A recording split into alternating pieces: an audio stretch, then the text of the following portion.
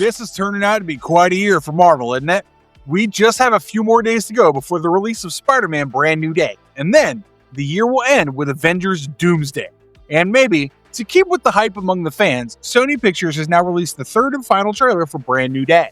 I think this is the most stable trailer so far, with a significant recap of all that's gone down and a glimpse of what's about to challenge Spider-Man next.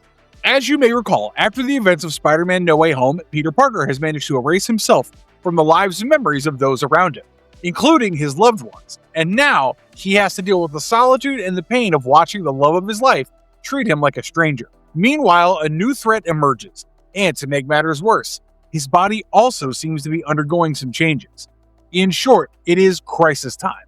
And who better than the resilient Peter Parker to deal with this?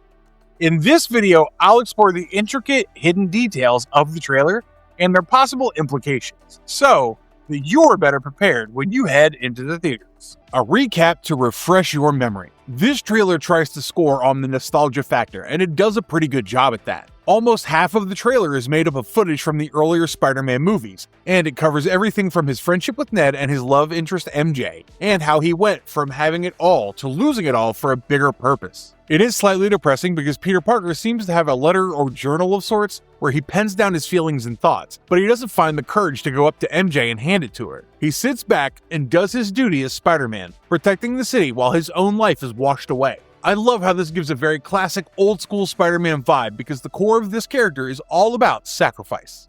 The streets of New York and Spider-Man swinging away is pure nostalgia. The main reason that the movie starts off with a solid recap is to trigger your nostalgia and remind you what Spider-Man's all about. In that context, I don't think there could be a better image than Spider-Man swinging away in the streets of New York. And the city streets look absolutely packed. I think the set design and detailing deserve some appreciation here because they didn't film this in New York at all. If Glasgow can be made to look like a picture-perfect, crowded and chaotic New York street, you know the production team has done a good job.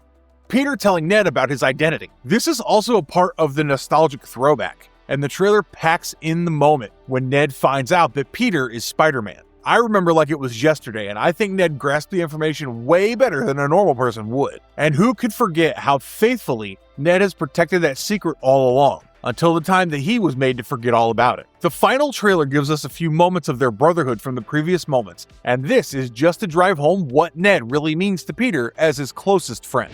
Saving the Staten Island ferry. I don't think anything can ever triumph over Tobey Maguire's Spider-Man stopping the speeding train from crashing, but this one probably comes pretty close. The final trailer gives us the iconic scene from Spider-Man Homecoming when Peter Parker tracked an illegal weapon deal to the Staten Island ferry, where a malfunctioning weapon ripped the ship in half. The trailer A Brand New Day has footage of this crisis, when Spider-Man desperately tried to web the ship together before Iron Man intervened and saved the day.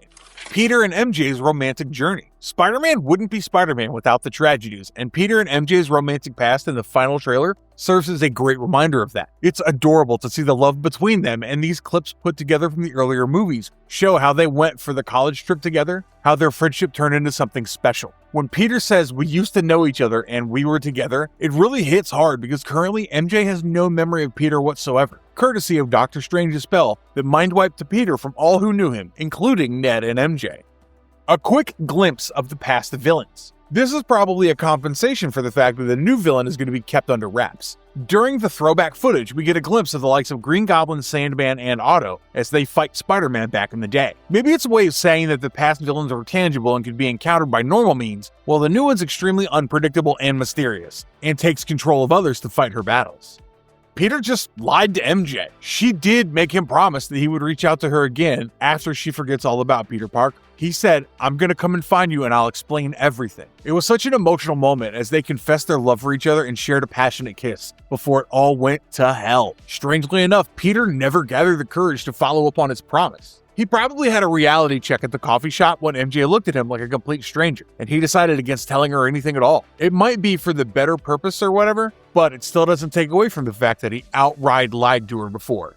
Is Scorpion not quite himself? So the final trailer of Spider-Man fighting Scorpion, but I would like to point out two things here. So the final scene is Spider-Man fighting Scorpion, but I want to point out two things here. Firstly, from the familiarity and the way Spider-Man addressed Scorpion, it's quite evident that these two are not facing off for the first time here. Secondly, and more important, Scorpion's not himself, and in all probability, he's mind-controlled by the new villain here. When Spider-Man asks, "You sure you want to do this, Scorpion?" the latter replies, "You think I'm Scorpion?" Well, he clearly is, so the only way it makes sense is if his mind has been taken over by the mysterious villain to cause trouble. Clearly, Spider-Man has his hands full. Is it Jean Grey behind the mind-controlling chaos? Now, this is probably the biggest question that we have after watching the trailers. It's pretty clear that someone is mind-controlling the likes of Scorpion, and probably even the mighty Hulk. But who's the one behind all this? The popular notion is that Jean Grey might be pulling the strings here, although why she might do such a thing is pretty far beyond me. Even in the final trailer, we see a hooded figure in a blink-and-you-miss-it moment, and it's probably Jean Grey. I mean, we know precious little about this version of Jean Grey and what she's been through, so there's no deduction as to the reasons behind her actions. Also, I can't completely rule out the possibility that someone is blackmailing her into doing this, or even that she might turn out to be mind-controlled by a superior psychic. As of now, the chaos has gone through the roof, and if it is indeed Jean Grey, she's in a crazy villainous avatar in this movie. The United States Department of Damage Control works directly with Spider-Man. I would say that this is a pretty important moment in the final trailer because even though we've seen William Metzger before, played by Trammell Tillman, this is the first time that Spider-Man is showed alongside them. He works for the United States Department of Damage Control, and I think it's a crucial little detail because it assigns the importance to Spider-Man in the ongoing crisis. He tells Spider-Man that they're faced with a threat that can be anyone, and then adds that he's the only one who can sense the unseen threat, and this further adds to the mysterious villain in this movie. Also, this establishes that Spider-Man is probably going to be working alongside Damage Control, at least temporarily, until he discovers some crazy conspiracy among their ranks. The mysterious villain is in Peter Parker's apartment. The creators have been really tight-lipped about the villain in question, the one who mind controls everyone and causes so much chaos. But the final trailer has given us another glimpse of this villain, even though the person is covered in a flowing robe and hood. The hooded figure is seen in what appears to be Peter Parker's apartment, and I think that the monitors in one side are a major giveaway about the location here. This means that the villain knows about Peter Parker being Spider-Man, and maybe even has an idea about the fact that only Spider-Man can sense her presence. I wish I could confirm that this hooded figure is Sadie Sink's character, but there's really no way to tell. The wider consensus is that the villain in question here is Jean Grey, and almost everything we've seen so far adds up, but we have to wait for this movie to have concrete answers to this. Sadie Sink's role continues to be a mystery. If they had to reveal something, they would have done it in this trailer, but the creators still remain tight-lipped about the identity and role of Sadie Sink in this movie. In fact, the director, Destin Daniel Cretton, has said, "There's a very real reason not to tell people who Sadie Sink is playing, and it's an easy guess that revealing her identity could give up a spoiler prematurely." Of course, we all have our theories around her character, but the actress has said so far that she is not playing Spider-Man, so clearly, we want to keep the suspense alive until the release. All I can say is that whoever she is playing is probably going to be one of the most important characters in the movie. No Banner, only Hulk. Okay, so this is easily my favorite part of the trailer, when the Savage Hulk is unleashed. I think you'll agree that the Hulk has been one of the most underutilized heroes in the MCU of late, and it's good to see him back. Also, this uncontrollable savage version of Hulk is something that would be a treat for the big screen, even if the scene only lasts about 5 minutes. There's a scene in the final trailer where Spider-Man hesitantly goes up to the Hulk and asks Dr. Banner, and the reply is going to become an iconic catchphrase soon enough as the Hulk responds with, "No Banner, only Hulk." What follows is a brutal action sequence where the Hulk is absolutely smashing Spider-Man like a literal bug. New Hulk is bigger and stronger. I just told you that I'm loving the new and ferocious avatar of Hulk, and this version of the Hulk is a lot bigger than before. In the scene where he stands before Spider-Man, he can be seen towering over him, and by all scales of measurement in comparison with shots from previous movies, I can tell you that the new Hulk is taller by at least 6 to 8 inches. He also appears to be a lot more muscular than before, and the feral rage adds to his threat. Moreover, I've noticed that Hulk is more hunched now, and this is probably an indication that Dr. Banner is suppressed deep within, and Spider-Man will have his task cut out against this savage beast. Is the Hulk mind-controlled? This is really difficult to say because the Hulk is not the most composed person in the room anyway. The way he lashes out at Spider-Man is not completely out of the ordinary, but there has to be something that's triggered him big time. I can't rule out the fact that the mystery villain may have mind-controlled Dr. Banner and triggered the Hulk, who is now a savage and uncontrollable version of himself. There are some who have argued that the Hulk can't be tamed or mind-controlled, but I beg to disagree because there are several powerful psychics like Jean Grey who definitely can get the job done. Moreover, if Dr. Banner is the one whose mind is taken over, it's not very difficult to put him through a mental trauma that unleashes Savage Hulk to fuel the chaos that the antagonist seeks in the movie. We've learned that the villain finds out about how Spider-Man can sense her presence, and this might be her way to fight back. Regardless of that, it's some jaw-dropping action as we see Hulk taking it out on Spider-Man. We have an improvised Spider-Man. With superior enemies this time around, Spider-Man has to up his game as well. And I think his physical transformation does the trick. We've seen in earlier trailers that Spider-Man is going through some bodily changes, and this is part of the Spider Cycle. In the final trailer, there are a few fight scenes featuring him, including one where he faces the Hulk. I couldn't help but notice that his fighting skills have improved. He seems to have a twinkle in his eye and his reflexes are working better than ever. The scene where he fights the Hand or the one where he dodges bullets are clear indications of that. He's moving faster, hitting harder, and thinking quicker, which is probably a hint at his successful transformation because the transformation process rendered him nearly powerless. The reunion with MJ. I mean, this was always in the cards, wasn't it? I don't know if they'll have a romantic reunion very soon, but at least we have a scene where Spider-Man is seen swinging his way through the city with MJ in his arms. It starts when Spider-Man randomly appears in her apartment, promises to keep her safe, and begs her to come with him. Strangely enough, she agrees and goes along with him. And the next thing you know, we have an adorable reunion moment. Is he saving her from the Hulk or the mystery villain? Surely something has threatened her safety, which prompted Spider-Man to be her savior all over again.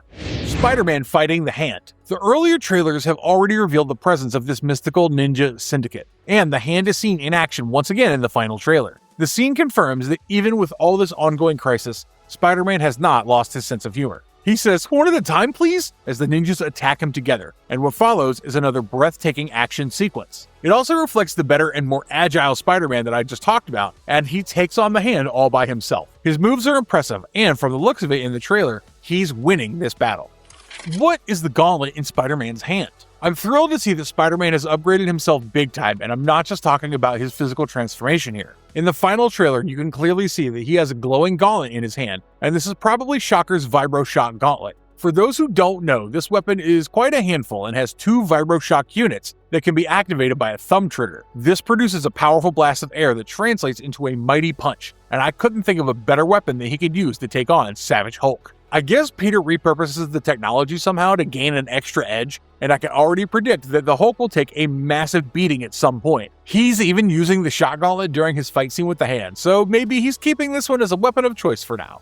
Ned meets Spider-Man. We all know that Ned is a huge Spider-Man fan, and that probably hasn't changed even though he doesn't remember that Peter Parker is Spider-Man. The final trailer ends with this fun little footage where Ned is using a Spidey Tracker app and says that according to the app, Spider-Man is in his direct vicinity. MJ is there as well, but what makes it funny is that Spider-Man is standing at the door and even seems amazed about the accuracy of the app. Ned drops his phone in shock, and this is probably going to be a major turning point in the dynamics between Peter, Ned, and MJ.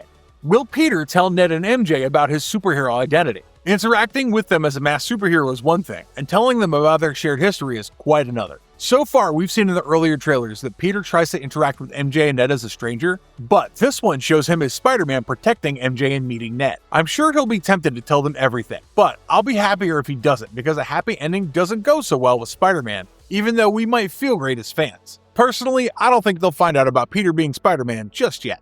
Not the perfect final trailer. See, if I'm being totally honest with you, I'm not a big fan of the final trailer because it adds very little to what we've already known so far. In fact, this comes across more of a first trailer than anything else because almost half of the trailer is made up of footage from the past movies. I understand that the creators want us to have some context, but it still doesn't make sense because at this point, every fan knows the brief history that leads up to this movie. Yeah, I'm thrilled to see the Hulk unleash all his glory and squashing Spider-Man like a bug, but I think they could have done a better job with the final trailer to tease the fans some more. Nevertheless, I will head to the theaters for the Spider-Man experience soon enough, and I'm quite sure that the movie will not disappoint. There are some dots that need to be joined before Avengers Doomsday, and this makes this movie even more important. Also, while the final trailer may have been slightly underwhelming, the previous trailer was just about perfect, and we have so much to look forward to in this movie. I'd love to hear your take on the matter in the comments below, and share your thoughts on the final trailer as well. If you liked this video, please hit like, subscribe to Marvelous Videos, and make sure to ring that notification bell, so when we get more news about your friendly neighborhood Spider-Man,